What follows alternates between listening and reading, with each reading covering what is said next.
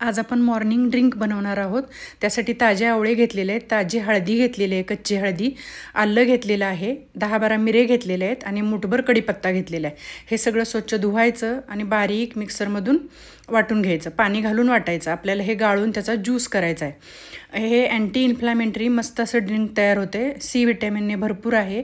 केस गळायचे थांबतात, केस छान होतात, स्किन चांगली होते, पोट कमी होतं, वेट लॉससाठी एक नंबर आहे आणि अंगावर सूज वगैरे असेल ती सुद्धा कमी होते ह्याच्यामुळं।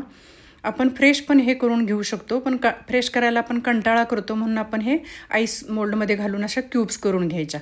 गरम पाण्यामध्ये हे क्यूब घालायचे, गार पाण्यामध्ये बिलकुल नाही घालायचे। गरम पाणी अगदी कंपल्सरी पाहिजे, त्याच्यामध्ये हे घालायचं। सकाळी अनुशापोटी आपण ही एक क्यूब घ्यायचे आहे आणि मस्त असं ड्रिंक तयार झालेलं आहे। तुम्हीही करून बघा आणि व्हिडिओ आवडला तर लाईक